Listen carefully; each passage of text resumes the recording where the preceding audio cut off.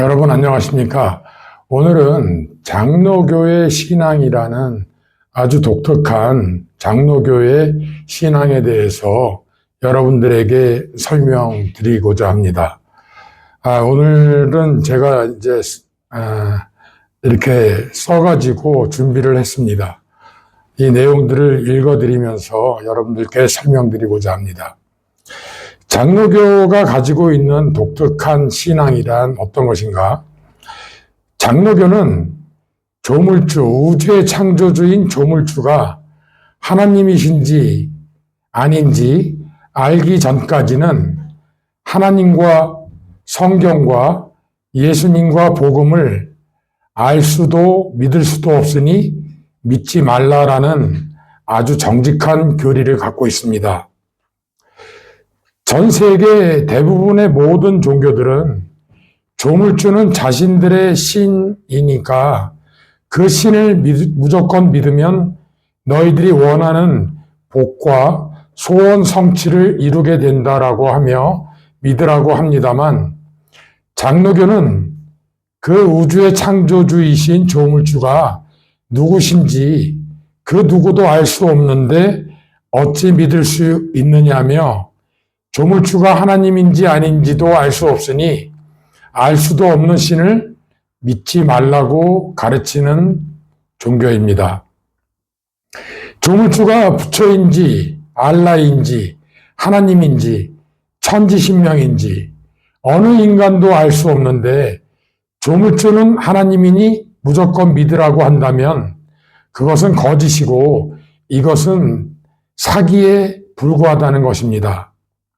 조물주가 하나님이라고 무조건 믿으라는 캐톨릭 등의 비이성적인 기독교에 대항하여서 조물주가 하나님인지 아닌지 믿을 수 없으니 조물주가 하나님인지 아닌지 알게 될 때까지는 절대로 믿지 말라는 것이 종교개혁을 일으켰던 장로교의 가르침입니다. 이 세상에 이런 종교는 제가 아는 한 유일합니다. 대부분의 종교나 대부분의 기독교가 하나님을 믿으면 복받고 소원 성취하니까 교회 나와서 열심히 믿으라고 하며 헌금을 걷고 성경을 가르치고 예배를 보고 눈물로 기도하다 보면은 하나님을 만나게 되고 하나님을 믿을 수 있다고 정반대로 가르치는데, 정반대로 조물주가 하나님인지 아닌지 알 수 없으니 알 수 없는 하나님을 믿으려 노력하지도 말고 알지도 못하고 알 수도 없는 하나님에게 헌금할 것도 없고 하나님에 대한 신비의 책인 성경도 읽어봐야 이해되지 않으니 읽어봐야 소용없다고 가르치는 종교가 장로교입니다. 여러분은 장로교가 이렇게 이성적이고 정직한 종교인 줄 알고 계셨습니까? 이제까지 장로교가 이런 교리를 갖고 있는 종교인 줄 모르고 계셨다면 그것은 장로교의 믿음과 전혀 상관없는 믿음을 갖고 계셨을 수 있는 것입니다. 모든 기독교 교회들이 더 많은 사람들을 전도하여 불러 모아서 헌금을 걷고 교회를 크게 세우고 자신들 교회의 교인 숫자나 헌금 액수를 자랑하고 그 세력과 교인들의 숫자를 늘리면서 서로 자랑하고 서로 자기네 교회로 오라고 전도하는데, 오히려 하나님을 알지 못하는 사람은, 하나님을 만나지 못한 사람은 하나님을 믿지 말라는 교회, 하나님을 알지 못하는 사람들은 교회 나와서 예배 보고 헌금하고 찬양할 수도 없고 그럴 필요도 없다는 교회, 단 한 명이 나오더라도 하나님을 만난 사람들만 나오라는 교회, 참되신 조물주가 누구신지 직접 만나고 싶다면 와서 하나님을 만나는 길을 배우라고 하며 하나님을 만날 수 있도록 안내하는 교회, 하나님을 직접 그 사람이 만날 수 있는 길을 알려주고 가르치고 안내하는 교회, 바로 이러한 다른 종교나 기독교들과 달리 정직한 교리를 갖고 이런 교리를 가장 먼저 가르치는 교회가 장로교입니다. 이런 종교가 있다면 그것이 믿어지십니까? 정말 이런 종교가 있다면 놀랍지만 만일 있다면 신뢰가 가는 종교 아니겠습니까? 하나님을 만나고 난 후에 믿어라. 하나님을 만나기 전에는 믿지 말라. 우주의 창조주 조물주가 하나님인지 아닌지 알고 난 후에 믿어라. 이런 교리를 가진 종교가 장로교라면 사실인지 거짓인지 확인해 보고 싶지 않으십니까? 옳습니다. 이처럼 정직하고 투명한 종교가 바로 장로교입니다. 기독교에는 수많은 종파들이 있습니다만 알 수도 없는 하나님을 여러분이 먼저 믿으면 된다는 거짓 교회들과는 정반대로 알 수 없는 하나님은 믿지도 말고 하나님을 만난 후부터 믿으라고 하는 독특한 곳이 장로교의 정체성입니다. 제 말이 도무지 믿기지 않으시죠? 그러나 사실입니다. 거짓 목회자들이 장로교의 기초 교리조차 감추고 가르치지 않고 수많은 사람들을 교회로 불러 모아 강도짓을 일삼았기 때문에 많은 분들이 모르는 것입니다. 지금부터 장로교의 독특한 신앙과 교리에 대해 그 증거를 가지고 설명하겠습니다. 증거는 우리가 잘 알고 있는 웨스트민스터 신앙 고백 등을 비롯한 하이델베르크, 벨직, 이러한 모든 장로교 교리, 그리고 전 세계 모든 장로교 신학책들이 단 하나도 빠짐없이 다 써놓은 내용들입니다. 여러분들이 아주 쉽게 직접 확인하실 수 있는 방법은 검색창이나 유튜브 등에서 전적 타락, 전적 무능력 교리를 찾아 확인해 보시면 됩니다. 이 중 일부 목회자들이 엉터리나 대충 설명하거나 또는 매우 어렵게 설명하지만 사실은 아주 쉽고 간단한 것입니다. 첫째, 하나님은 조물주인지 아닌지 도저히 알 수 없으니 인간이 조물주가 하나님이심을 알 수 있을 때까지 믿을 수 없고 믿지 말라. 언제 어떻게 하나님을 알 수 있습니까? 우리 장로교는 하나님께서 먼저 찾아오시는 전적 은혜로 알 수 있게 된다고 합니다. 하나님이 찾아오셔서 내가 조물주다라고 하실 때 비로소 그 사람은 하나님을 만나 알게 되고 믿게 된다는 것이 전적 은혜의 내용입니다. 따라서 이 전적 은혜를 받은 다음에 하나님을 믿을 수 있다는 것이 장로교의 첫 번째 전적 무능력 내용 중에 하나입니다. 두 번째, 성경은 인간이 도저히 알 수 없는 신비한 조물주가 하나님이시라는 것과 그 하나님에 대한 책임이 앞서 말씀드렸던 것처럼 하나님을 알기 전에는 아무리 읽어봐야 이해할 수 없는 신비의 영역에 속한 책이니 읽어도 이해할 수 없다는 내용입니다. 따라서 하나님께서 성령을 보내주셔서 성령이 가르쳐 주실 때 성경을 이해할 수 있다고 하여 성령의 조명이 있어야 성경을 비로소 읽고 이해할 수 있다고 합니다. 성령님이 오시기 전에는 창세기 1장 1절 태초에 하나님이 세상을 창조하시니라도 알 수도 없고 알 수 없으니 믿을 수도 없다는 것이 얼마나 올바른 가르침입니까?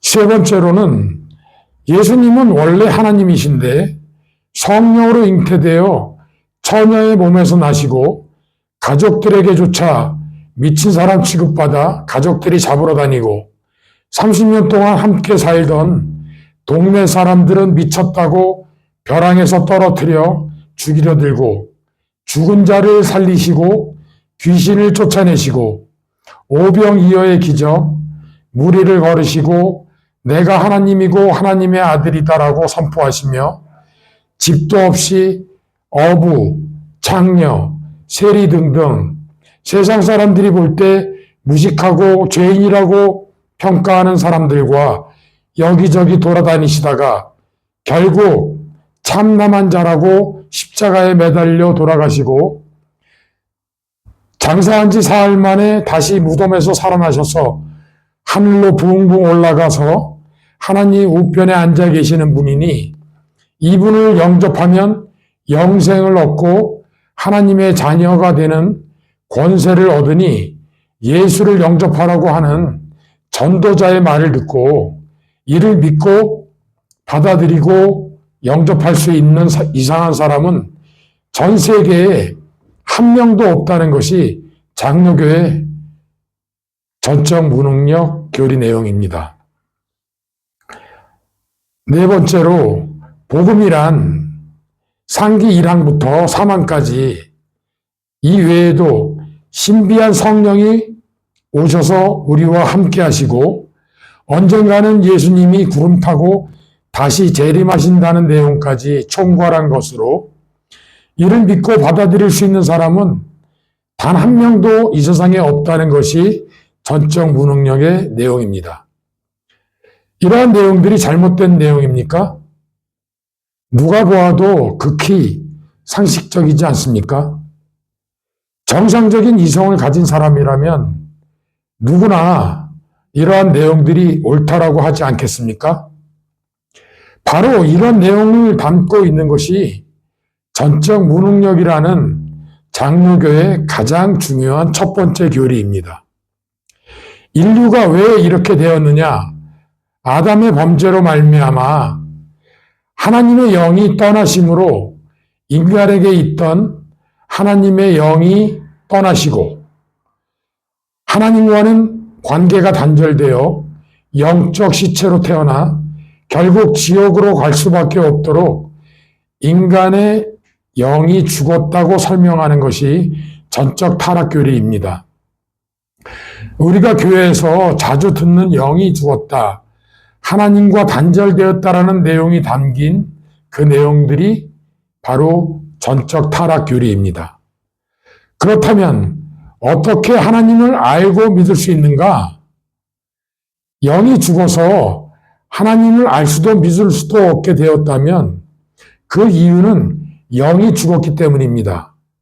따라서 영을 죽이신 하나님께서 다시 영을 살려주시면 눈과 귀가 열려서 하나님을 알 수 있고 믿을 수 있게 된다는 것이 전적 은혜의 첫 번째 내용입니다.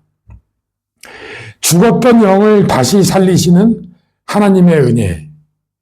죽은 영을 살리시는데 인간이 할 수 있는 것은 아무것도 없습니다. 영이 죽었으니 당연히 인간은 준비할 것도 없고 하나님을 도와서 무언가 할 수도 없고 준비할 수도 없다고 하는 것이 장로교입니다. 영이 죽었으니 전적 무능력의 내용처럼 믿음도 회개도 기도도 할 수 없다는 것입니다. 오직 하나님께서 전부 다 혼자 하셔야 됩니다. 이것을 하나님만의 전적 은혜, 주권적 은혜, 100% 인간과 전혀 관계가 없는 독립적 은혜라고 하며 이 전적 은혜로 죽은 영이 다시 살아나 하나님을 만나고 알게 됨으로써 믿기 시작하게 됩니다. 그러나 거짓 교회들은 이러한 참된 교리를 감추고 여러분이 먼저 믿어라, 기도를 열심히 해라, 성경 공부하자 등등 장로교가 올바로 가르치는 교리와는 정반대로 가르칩니다. 왜 그럴까요? 이것을 가르치면 교회에 와서 헌금할 사람도 아무도 없고 예배 볼 사람도 거의 없기 때문입니다. 그러니 일단 사람들을 복받는다고 속여서 교회로 사람들을 불러 모으고 그 사람들에게 하나님을 믿으라고 거짓말로 가르치기 시작하지 않았겠습니까? 이런 거짓말로 가르치는 교회들은 하나님의 교회가 아닙니다. 거짓을 가장 싫어하시는 하나님이 이렇게 거짓말로 사람들을 속여서 교회를 데리고 와서 가르치라고 하겠습니까? 그런데도 불구하고 18세기에는 회심준비론이라는 가르침이 우리 장로교회에 성행했었습니다.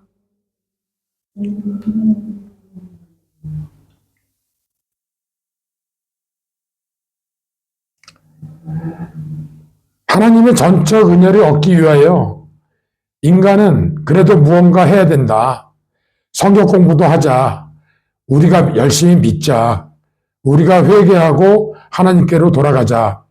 그리고 우리의 죄를 깨닫자 등등 인간들이 할 것들이 많다고 가르쳤고 그 결과는 놀랍게도 많은 우울증 환자들, 수많은 자살자들을 교회에서 양산해 내므로써 시간이 지난 후 점점 사라졌습니다. 그런데 지금도 이런 거짓 교사들이 교수로, 목회자로 이름을 떨치고 있습니다. 하나님의 전적 은혜를 얻기 위해서 우리가 하나님께 준비해야 할 것은 아무것도 없습니다. 유일하게 이 은혜를 얻은 사람들의 공통된 고백은 나는 하나님을 믿지 못할 때에 나는 차라리 죽는 것이 나을 정도의 벌레만도 못한 죄인이었다라는 고백뿐입니다. 자신들은 차라리 죽는 것이 더 나은 벌레만도 못한 죄인이었는데 오히려 하나님께서 찾아오셔서 하나님을 알게 하시고 믿게 하시는 전적 은혜를 얻었다고 합니다. 그런 사람들이 고백하는 찬송이 우리가 잘 아는 나 같은 죄인 살리신 주 은혜 놀라워. 이러한 찬송들이 바로 구원받은 사람들의 공통된 고백을 나타내주고 있습니다. 자신이 죄인 되는 것이 준비입니까? 죄를 많이 짓는 것이 하나님에 대한 준비입니까? 하나님께서 너 내 은혜를 받기 위해서 죄를 많이 지으라고 하셨겠습니까? 절대로 아닙니다. 모든 인간은 태어나면서부터 죄인이기에 죄를 짓는 것이지 죄를 지었기 때문에 죄인이 되는 것이 아닙니다. 많은 사람들이 자기가 죄를 지었기 때문에 죄인이라고 생각합니다만 모든 인간은 모친의 태 속에서부터 죄악 중에 태어난다고 다윗은 가르치고 있습니다. 이런 내용들이 장로교의 첫 번째 교리인 전적 타락, 전적 무능력의 교리입니다. 진실로 너무 놀랍고 정직한 종교 아닙니까? 정직한 장로교의 전적 타락, 전적 무능력에 대한 답변은 전적 은혜입니다. 죽은 영이 다시 살아난 것이 구원의 시작이기에 우리로서는 믿을 수도 없고 예수를 영접할 수도 없고 성경을 읽고 이해할 수도 없고 복음을 받아들일 수도 없었지만 하나님의 전적 은혜로 말미암아 이 모든 것을 시작할 수 있는 구원, 은혜, 믿음, 영이 다시 살아나서 하나님을 알고 믿게 되었기에 이것을 전적 은혜로 얻은 믿음이라고 합니다. 교회에서 누구나 항상 듣는 은혜로 얻는 믿음은 열심히 믿다 보면 믿어지는 그런 거짓 믿음이 아니라 하나님만의 전적 은혜로 얻는 구원의 의미가 바로 이것입니다. 영이 죽었다가 다시 살아난다고 하여서 신학적으로 그리고 성경에서 말하는 것은 거듭남입니다. 신학과 성경은 이것을 중생이라고도 표현합니다. 거듭남과 중생은 종교개혁 때 가장 중요한 단어였습니다. 당시 캐치프레이즈가 죄송합니다. 거듭나지 않은 사람은 하나님을 믿을 수도 없고 회개를 할 수도 없고 소망할 수도 없고 사랑할 수도 없다라고 외쳤습니다. 하나님께서 죽은 영을 다시 살리시는 거듭남의 은혜와 성령에 찾아오시는 은혜가 있어야 비로소 하나님을 믿고 회개하고 성령의 조명으로 성경을 이해할 수 있고 예수님을 영접하고 복음을 믿고 받아들여 영생을 얻게 된다는 것이 장로교의 기초교리입니다. 이 얼마나 투명하고 이성적이고 정직합니까? 그렇다면 전적 은혜란 그 사람이 알지도 못하게 모르게 주시는 것입니까? 모르게 주시면 우리가 어떻게 알겠습니까? 하나님을 만났으니 하나님을 알게 되는 것이고 성령이 오셨으니 성령을 알게 되는 것이고 하나님께서 은혜를 주셨으니 우리가 은혜 받은 것을 알게 되어 감사와 찬송을 드리는 것입니다. 첫 번째 하나님께서 우리에게 주시는 은혜는 영을 살리시는 것과 천국 백성으로 부르시는 은혜입니다. 이것을 우리 목사님께서도 가르쳐 주시듯이 유효한 부르심, 효력 있는 부르심이라고 신학은 가르치고 있습니다. 그렇다면 교회와 전도자들은 이 전적 은혜를 어떻게 얻을 수 있는지 가장 먼저 가르쳐야 되지 않겠습니까? 전적 은혜를 얻어야 믿을 수 있고 구원받을 수 있다면 우리가 어떻게 전적 은혜를 얻을 수 있는지 그것을 가르쳐 주는 것이 가장 먼저 있어야 될 일입니다. 죄송합니다. 내가 믿으면 거듭나는 전적 은혜를 얻는다고 가르치는 것은 100% 거짓말입니다. 교리는 정반대로 우리가 믿지 못할 때에, 우리가 아직 죄인 되었을 때에 전적 은혜를 받는다고 가르칩니다. 이성적으로도 이것은 100% 옳은 것입니다.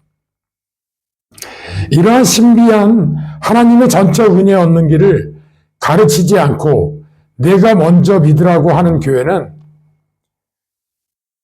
폰지 사기나 다단계 사기꾼 같은 거짓교회입니다. 장로교는 절대로 이렇게 거짓으로 가르치지 않습니다. 장로교는 매우 정직하고 투명하고 이성적이고 그러나 매우 독특하고 완전한 교리를 갖고 있는 종교입니다. 그럼 왜 이렇게 가르치지 않느냐?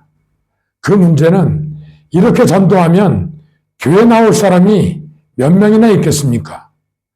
하루 종일 돌아다니며 전도해야 하나님 만나면 그때 교회에 갈게요 라는 답변만 돌아올 것입니다. 하다 안 되니 이제 속이기 시작합니다. 예수 믿으면 복 받아요. 천국 가요. 병 고치고 부자 됩니다. 그리고 교회를 불러 모아서 그 다음에는 믿을 수 없는 내용의 성경을 억지로 믿으라고 가르치고 강요합니다. 복 받기 위해서는 믿어야 하니 억지로 믿으려 노력하고 설교 때마다 믿어라, 믿어라, 믿습니까, 믿습니까 외쳐댑니다. 믿을 수 없는 내용들을 억지로 믿게 되는 것은 그것이 쇠뇌지 믿음입니까? 강제로 쇠뇌가 되면 망상병자가 되는 것이고 이성이 마비되는 것입니다. 이렇게 지독한 몹쓸 짓을 하던 교회들의 반기를 들고 개혁을 한 것이 바로 장로교입니다. 장로교는 그런 것은 다 거짓이다라고 개혁을 한 것입니다. 믿을 수 없는 내용들을 억지로 믿지 마라. 그러다 보면 망상병자가 되고 이성이 고장난다. 억지로 믿으라고 가르치지 말라. 그렇게 가르치는 것은 믿음을 얻게 하는 것이 아니라 강제 쇠뇌시키는 것이다라고 장로교는 외쳐댔던 것입니다. 그런데 오늘날 다시 믿을 수 없는 성경과 하나님을 믿으라고 가르치는 교회들이 거의 대부분입니다. 그러다 보니 우리 장로교도 따라하게 되었습니다. 교리를 가르치게 되면 앞뒤가 안 맞으니 교리를 감추고 엉터리로 설명하고 대충 넘어갑니다. 가장 첫 번째 가르쳐야 될 교리를 가르치지 않고 여러분 믿으십시오로 다른 거짓 교회들처럼 가르치기 시작합니다. 이 중요한 교리를 안 가르치고 속이니 사람들은 올바른 교리에 대한 지식을 가질 수가 없습니다. 다 속으면서 믿을 수 없는 내용들을 열심히 믿으려고 애쓰는 망상병자들이 되어갑니다. 헌금 내고 시간 내고 봉사하고 결국 가족과 친지까지 끌어들여서 복을 받기는커녕 망상병자의 길로 안내합니다. 이런 끔찍한 짓들을 하는 교회들. 그럼에도 예수님은 그들을 저주하지 말고 축복하라고 하십니다. 예수님 말씀 쫓아서 축복해야 합니다. 그들도 이러한 거짓에서 벗어나 참되신 하나님을 만날 수 있도록 안내해야 합니다. 그러나 그들의 거짓은 알려야 하는 것입니다. 하나님께서 이런 거짓된 자들을 절대로 기뻐하실 리 없고 우리 이웃, 우리 가족들을 위해서 반드시 알려야 하는 것입니다. 이러한 내용들이 믿기지 않으십니까?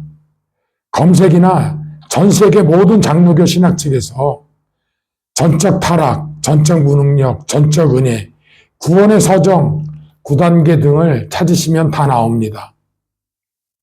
그리고 우리 목사님들께 올바로 가르쳐 달라고 하면 가르쳐 주실 것입니다. 이것을 속일 수 있는 목사님들은 없습니다. 잘못 배우신 신학 공부를 제대로 안 하신 목사님들은 이것을 모르고 있는 분들도 계시고 엉터리로 알고 계신 분들도 계십니다. 진지하게 교리와 신학책을 찾아보시고 공부하셔서 가르치신다면 이 중요한 교리를 올바로 가르칠 수 있을 것입니다. 거짓 목회자들은 이러한 뚜렷하고 쉽게 알 수 있는 교리마저 속임수로 대충 가르칩니다. 아주 나쁜 거짓 교사들입니다. 이들은 예수님 말씀처럼 담 넘어 들어온 강도들입니다. 그리고 이러한 것들도 모른 채 계속 교회에서 많은 사람들을 가르치는 사람들 또한 거짓 형제들입니다. 우리는 올바른 교리에 바탕한 우리 공동체의 신앙을 가르쳐야 합니다. 자, 여러분들께서 만약에 전적 무능력에 대한 내용들을 검색창에서 찾아서 읽으시다가 이해가 안 되시는 것이 있다면 우리 함께 공부해 봅시다. 그래서 우리 교회가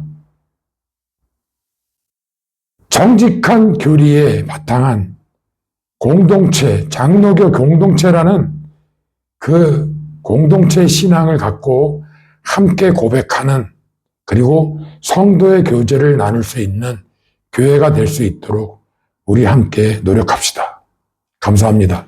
다음번에는 전적 은혜에 대해서 하나하나 또다시 설명드려 보겠습니다. 감사합니다.